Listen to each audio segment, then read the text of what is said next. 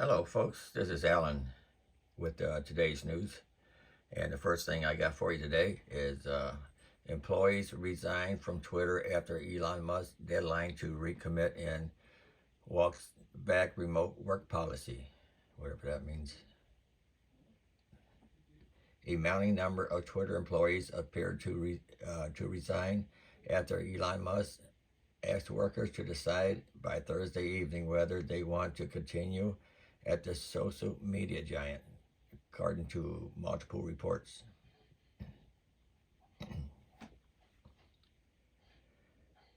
USA Today has reached out to Twitter for comment. That's where this article's from anyway, USA Today.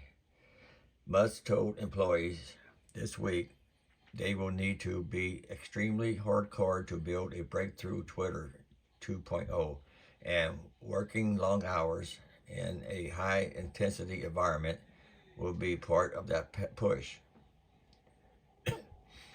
Musk asked employees to hit yes on a link in an email if they wanted to be part of the new Twitter by 5 p.m. Eastern on Thursday.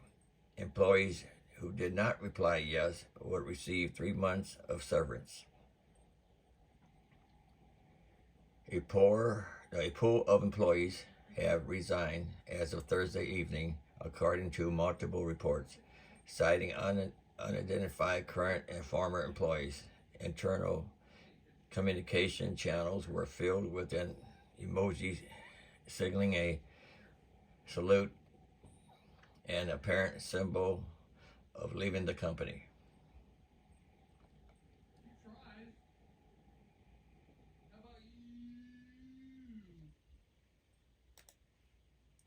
Musk last month completed a $44 billion takeover of the social media platform, which has already laid off thousands of employees. Musk also recently cut content moderation contractors.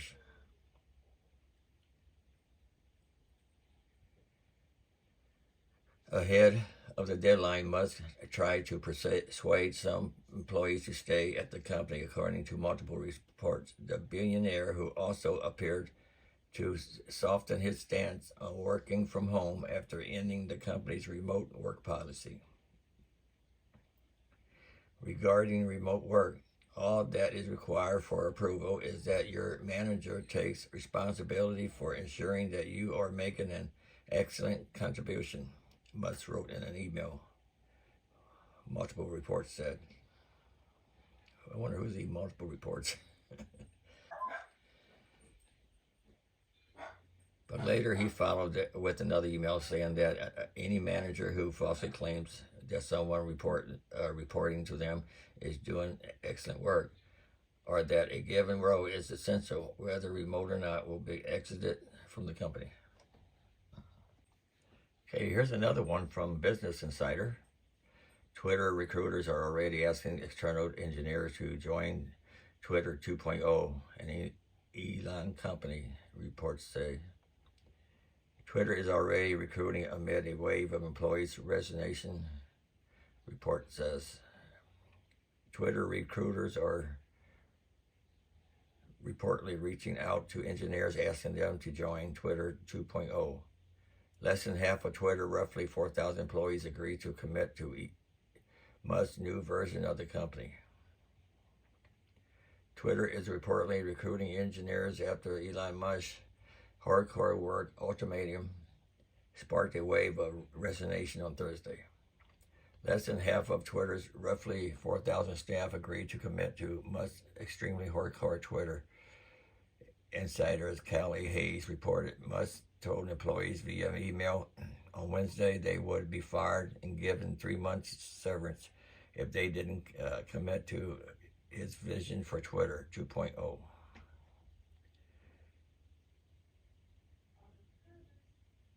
Let's listen to this here. All in a bid to reshape the company, Twitter has started sacking its employees as its new owner, Elon Musk, seeks to cut costs. And the employees at the microblogging site are waiting.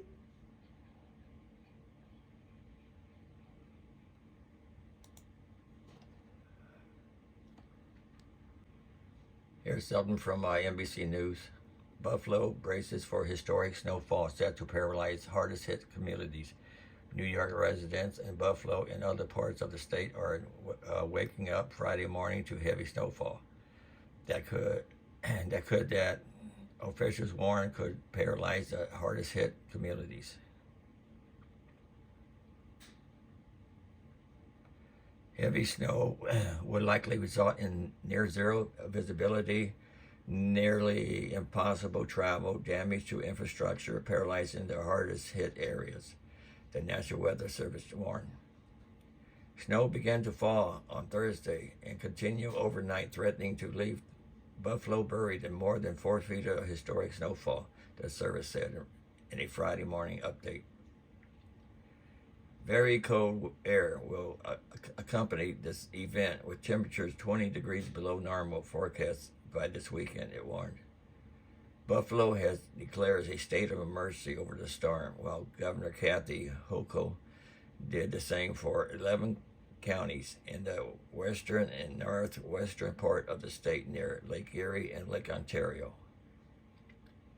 This is life-threatening storms, Hochul said at a news conference Thursday, adding that state officials were standing ready to conduct rescues. Yeah, I heard she's banning trucks too while the snowstorm comes in, which means their supplies will be low. They won't have hardly any, when you get storms like these, stores run out of eggs, bread, and milk fast.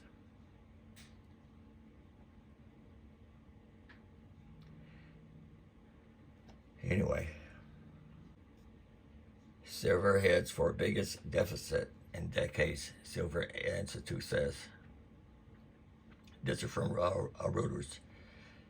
London Reuters. Global demand for silver is expected to rise 16% this year to 1.21 billion ounces, creating the biggest deficit in decades, according to the Silver Institute on Thursday night. Use of silver by industry for jewelry and silverware and for bars and coins for retail investors were all forecast to reach record levels, the Institute says. Automakers are using more silver as the amount of electronics and vehicles increases, but the sector accounts for only about 5% of the total demand. Solar panels account for around 10% of silver demand.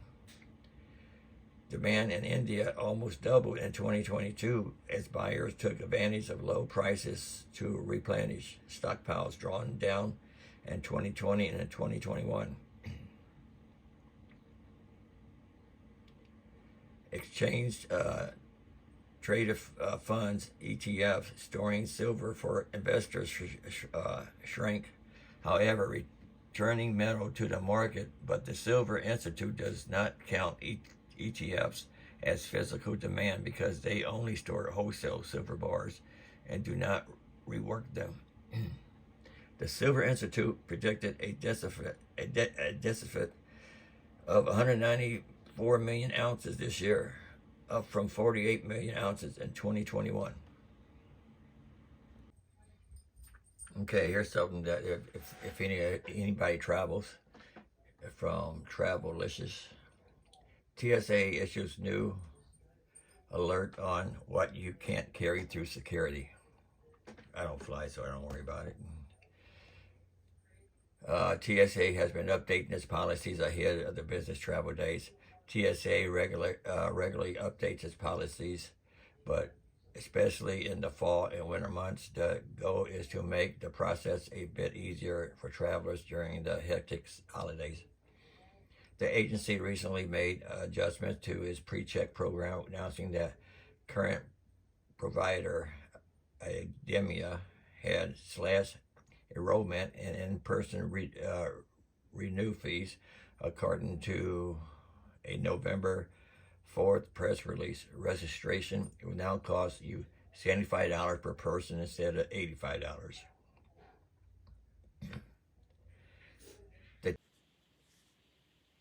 Okay, here is what the TSA is saying. Thanksgiving foods that can be carried through a TSA checkpoint. Baked goods, homemade or store-bought pies, cakes, cookies, brownies, and other sweet treats. Meats, turkey, chicken, ham, steak, frozen, cooked or uncooked.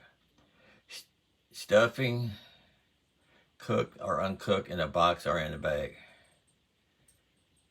Casseroles, traditional green beans and onion straws, or something more exotic. Mac and cheese, cooked in a pan, or traveling with the ingredients to cook it at your destination. Fresh vegetables, potatoes, yams, broccoli, green beans, Brussels sprouts, cauliflower, beets, radishes, carrots, squash, greens. Fresh fruit, apples, pears, pineapple, lemon and limes, cranberries, blueberries, strawberries, bananas, kiwi, candy, and spices. Those are the things that can be carried through the TSA checkpoint. Now, the stuff that should be carefully packed with your checked baggage is, are cranberry sauce, homemade or canned, or spreadable, so check them. Gravy, homemade or in a jar, can. Wine, champagne, sparkling apple cider. Canned fruits or vegetables. It's got liquid in the can, so check them. Preserves, jams, and jellies, they are spreadable, so best to check them. Maple syrup. So these are the things I just read that has to be carefully packed with your checked baggage. So, and you can check more on the TSA Gov website. So that's all for now, folks. And I'll talk to you tomorrow. Have a nice day.